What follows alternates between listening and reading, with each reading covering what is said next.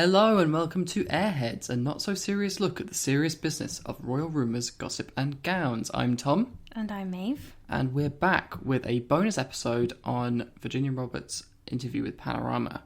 Yes, a big documentary aired this week. It follows Prince Andrew's interview with Newsnight a couple of weeks ago, which has, widely been judged to be a total car crash. This interview with Virginia was all about her allegations. She has claimed to have had 3 sexual encounters with Prince Andrew, where she said Jeffrey Epstein forced her to have sex with Andrew, and this interview was all about her alleged encounters with Andrew. She did this interview before Andrew's interview with Newsnight, which is kind of interesting. So they were holding on to this, knowing that the Andrew interview was going to come out. And initially this Panorama documentary was only meant to be 30 minutes long. But then, given the explosive nature of Andrew's documentary and the fallout from that, which is still ongoing, they decided to extend it to a full hour.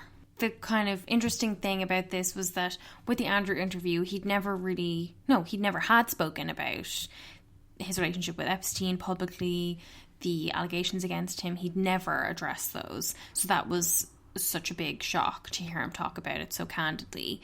And then with Virginia, I guess it's quite different because she has been saying the same things. She's been telling the same story, her account of events since 2015 to anyone that'll listen, basically. And she's always very compelling. She's very articulate. She's a great speaker. She's very credible. We're really big fans of her. We've talked about her a lot on the podcast.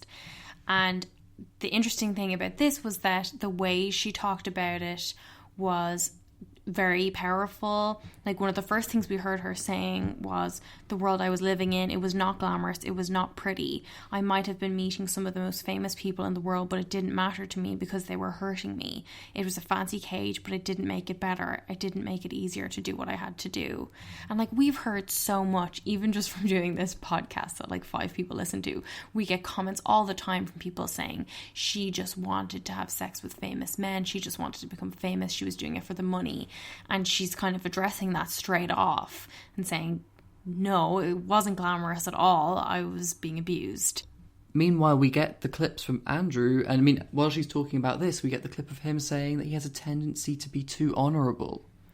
Yeah, the way they edit this program is so clever and so pointed, to have her tearing up as she's speaking, sounding so emotional and so hurt and so determined in everything she's saying, and then to have him sort of sketchy, kind of eyes darting all over the place, making this absolutely absurd claim that he's too honourable, that is just, we all can't forget about. And after that, we see Virginia making a pretty direct plea to the audience when she says, I implore the citizens of the UK to stand up beside me, to help me fight this fight, to not accept this as being okay. I thought this was a really good line where she said, this is not some sordid sex story. This is a story of being trafficked. This is a story of abuse. And this is a story of your guys' royalty. Which is so true, because so much of the conversation around this is like, slut shaming her, or saying it's just like the sexual encounter that she regrets, whatever, the typical things people use to dismiss accusations of sexual assault. But in her case, she's reframing it, and those are the words that appeared on a lot of the front pages today. It was on the front page of the Telegraph that this is not some sort of sex story. So she's really reclaiming that story and reframing the narrative, which I think is really smart. We get some background from her on her early life.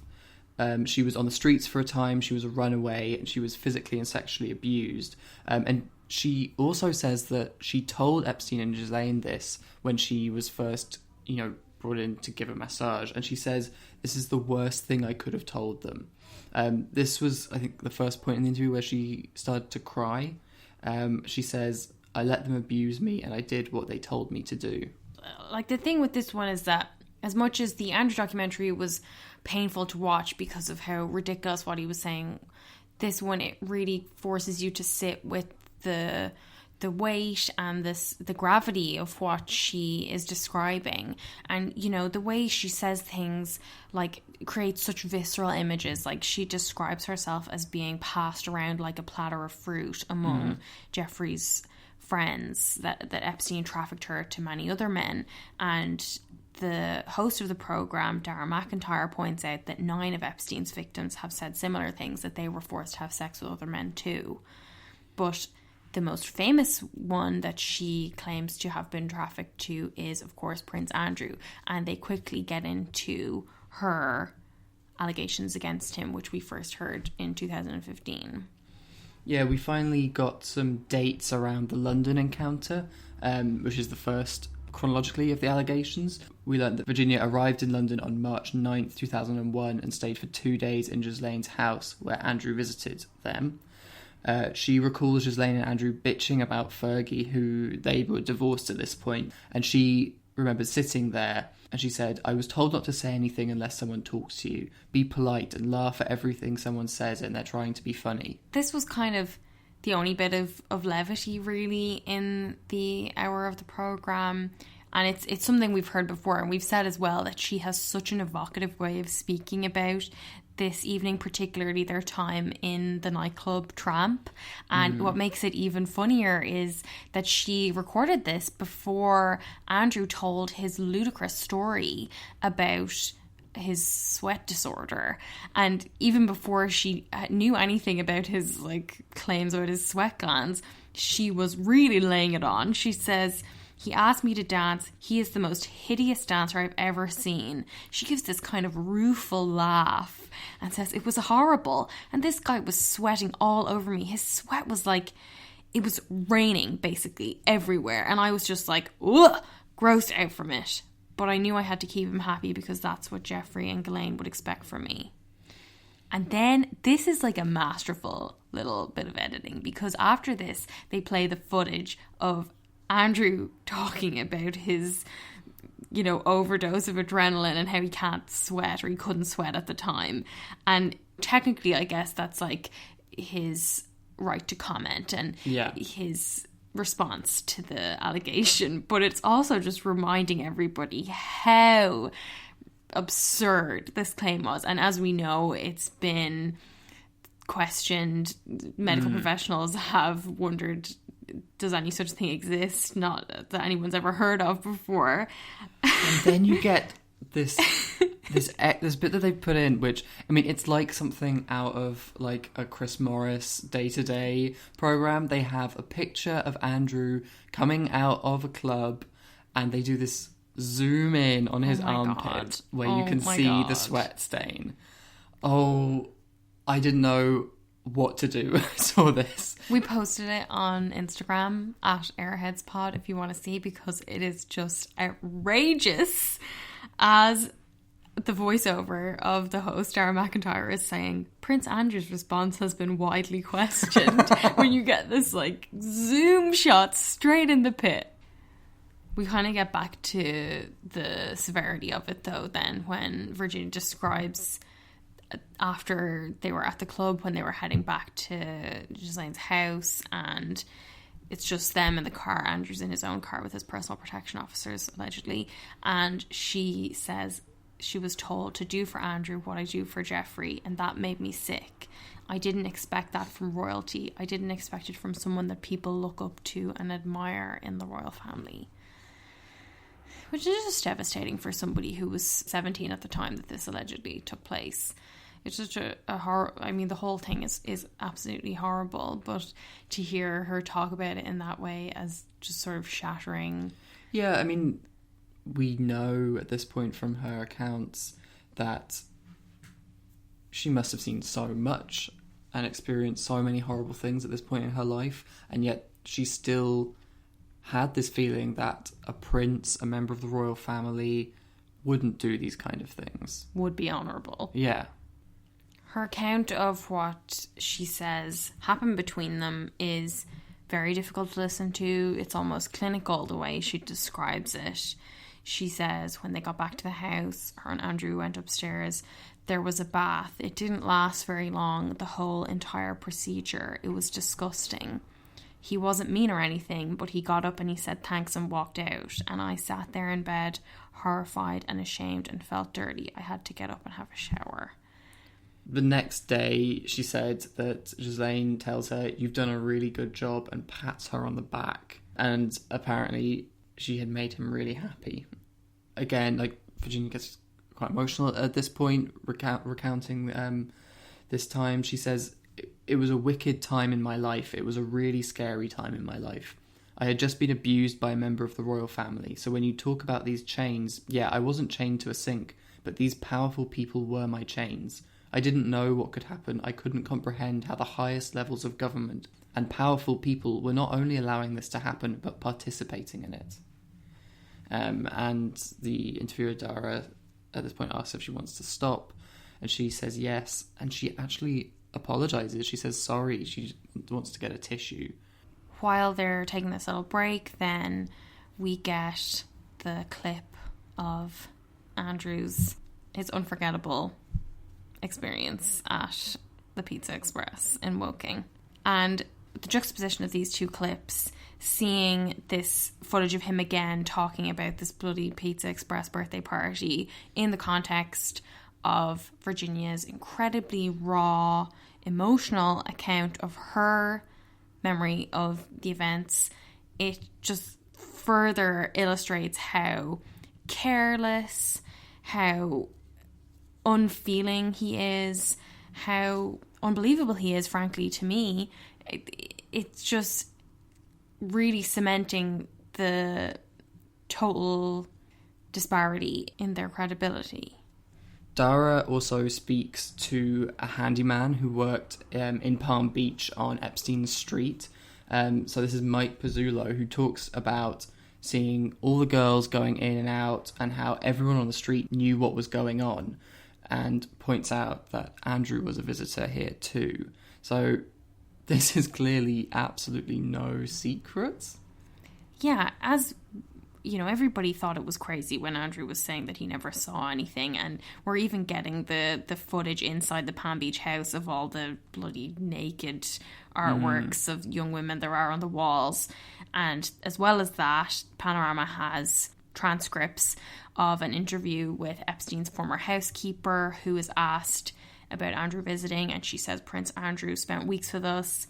She's asked, did he have weekly massages? And she says, I would say daily massages. But I think probably for me, the biggest insight we got into Andrew's character from this was a letter that we saw. He wrote it to the lawyer Alan Dershowitz in 1999 after going to see one of his lectures in Harvard. And Dershowitz has held on to it, and he shows Panorama the letter, and it is a wild letter. I've never really read any letter quite like it. So he says, "Thank you for a most intellectual experience. Your generous offer of attending one of your lectures was a true revelation and thought provocation. I made the decision to attend the University of Life rather than the academic variety at an early stage in my life. You have managed to awaken an interest which I didn't realise had lain dormant." Horrible, horrible language. And then it finishes with the line, "I look forward to continuing my intellectual challenge with you and Giuffre E. in the coming months." And Dara McIntyre is like, "Oh, okay, and what do you think he meant there about Jeffrey Epstein?" And Dershowitz is like, "Andrew clearly looked to Jeffrey Epstein as someone who could help educate him. Whether in matters of finance or anything else, I don't know." The documentary does address the photo, the infamous photo of Andrew with his arm around Virginia. And we hear that the Mail paid Virginia $250,000 for it in 2011. And David Boys, who is Virginia's lawyer and is representing a number of the other victims of Jeffrey Epstein, he points out that why is the veracity of this photo being questioned now and not back in 2011 when it first surfaced? Yeah, we did get some details, like Panorama finds some contemporaneous testimony from Virginia's boyfriend at the time, who said he saw the photograph when it was first developed, which was March 13, so like 2 days after she got back from London, basically. And also that this picture of Andrew and Virginia was part of a bundle of 20 photos that Virginia gave the FBI, and only 19 of them were made public. The one that wasn't was this one with Andrew. Why the hell wasn't that one made public? Well, and they were scanned, both the front and back of them, and we found that the date is literally written on it. Virginia is really insistent about it, though. She's like, I think the world's getting sick of these ridiculous excuses. It's a real photo. I've given it to the FBI for their investigation, and it's an authentic photo.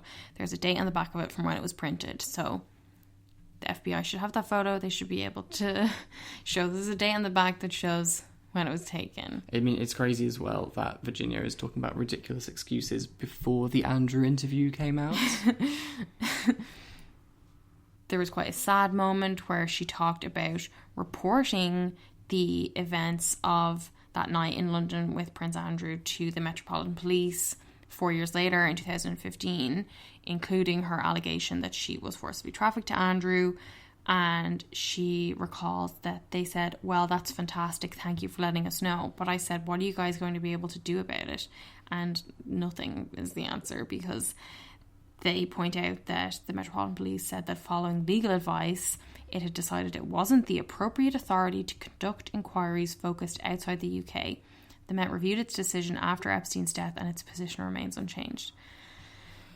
I mean, I'm sure there's a lot of complicated stuff around jurisdiction and things, but I really feel like the Met need to clarify this statement, because most of us don't understand any of that, and what I'm hearing doesn't make sense to me. Like, this is, concerns an event which allegedly happened in the UK involving a member of the British royal family. So to say that these inquiries are focused outside the UK, it just doesn't make immediate sense to me. Especially when you have this guy, Day Davies, who was also featured in the Dispatches documentary we talked about a few weeks ago. He was the former head of Royal Protection at Scotland Yard, someone who would obviously be intimately acquainted with all of these matters of jurisdiction that you and I don't know anything about. And he's saying, if it was me or Dara, the host, who was accused of any of this, the police would be knocking on our doors. So it does suggest that there's something untoward. Yeah. We do then have the part where Dara McIntyre is kind of obliged to run through the inconsistencies in Virginia's accounts of her encounters with Andrew. And one of them is that she once claimed she had met Andrew in New Mexico, not the island of the Caribbean. And also that she hasn't always mentioned an orgy on the island of the Caribbean. And as well as that, there was some kind of confusion about an email exchange that Virginia had with a reporter where they were talking about the lawyer Alan Dershowitz, and the reporter seemed to be suggesting that Virginia mention Dershowitz in her tell-all book. Or was the reporter reminding Virginia of something she'd said previously about meeting Alan Dershowitz? It's, not clear. And I do think that Virginia's explanation is very compelling, where she says, you're left with a foggy memory sometimes, you really are. So yeah, I might be wrong on dates, absolutely. I might be wrong on places sometimes, but one thing I can tell you, you never forget the face of someone who's heaved over you. The biggest new piece of information, I think, from this documentary was an email that was sent in 2015. So it was January 3rd, 2015 at 5:50 in the morning from Andrew to Ghislaine. So he said, let me know when we can talk. Got some specific questions to ask you about Virginia Roberts. So this is just after Virginia had lodged court papers in Florida claiming she had been forced to have sex with him. We get a reply from Ghislaine 4 hours later, have some info, call me when you have a moment. So 3 days after this email chain, Ghislaine sent Alan Dershowitz a document that highlighted the various inconsistencies and inaccuracies in articles about Virginia. And Dara notes, you'd expect her to say it never happened. Andrew never met Virginia. The photo is fake. But she never disputes that Virginia met Andrew and took a photo in her house. Yeah, this is a really intriguing email. Like, there isn't really a smoking gun in this program, but the biggest kind of bombshell is that the Panorama found this email in legal documents that had been filed in the US. It was buried in like thousands of pages of documents or something. And there's a couple of things. Okay, you're sending this at 5:50 a.m. in the morning. That's, we've heard another member of the royal family get in a lot of trouble for sending emails that early in the morning.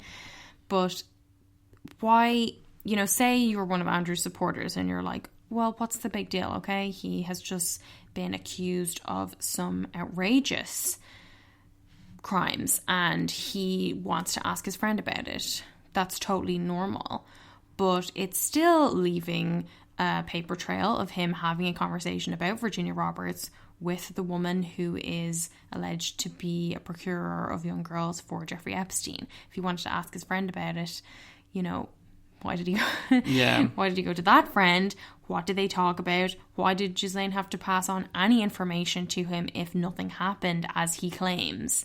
It's a very curious email.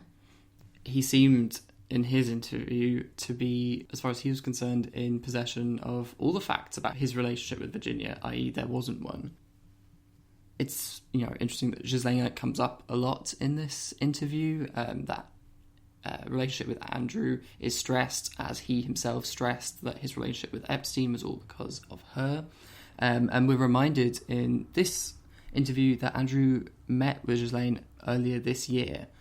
This was, when Andrew said, oh no, we didn't talk about Epstein, he wasn't in the news. Yeah, it was summer. Oh, actually it was spring. Yeah. We also saw some pictures that had never been seen before of them at Ascot together. Also, we heard so many different pronunciations of her name. Like, If you're a regular listener to this podcast, you probably noticed that we kind of pronounce it differently every time we say her name because it's so complicated. And even in this documentary, we heard Ghislaine, so thank you for bearing with us. There was quite an odd moment in this when Dara is talking to the lawyer David Boys, and Dara says, oh, Ghislaine denies any involvement, and Boys replies, if you say so. And Dara looks pretty kind of confused and says, is that a mischaracterization of her response? After a really long pause where he looks like he's kind of processing something in his head, Boys says, I think that's probably fair in some respects. There were multiple depositions in the case we brought against her, and those depositions are sealed. These are documents, though, that may be made public soon. She does currently deny trafficking or abusing any women, but Andrew could be a crucial witness in the case against her. I know, this is so fascinating. And again, it just raises the question of, where is this woman? Why has nobody found her? Yeah. The Sun newspaper is offering a £10,000 reward. In the meantime, though, Andrew could be in court on other matters because Dara points out that 5 more women want Andrew to testify. They say he witnessed how young women were giving massages at Epstein's homes, and apparently subpoenas have been prepared in all 5 cases. And Panorama even points out that it means the next time Andrew visits America, he faces being ordered to give evidence whether he likes it or not. And then they had that statement that he released last week or whatever, where he was saying he was willing to help with any investigation if required. Buddy, it's required. You're going to be there. I did think that Virginia's closing words were really, really strong. It was a very powerful finish, especially when you think of it in comparison with Andrew. I'm so grateful for the opportunity. I think you've dragged it all out of me. Thanks so much. With a smirk on his face. And then he gives them all a tour of Buckingham Palace.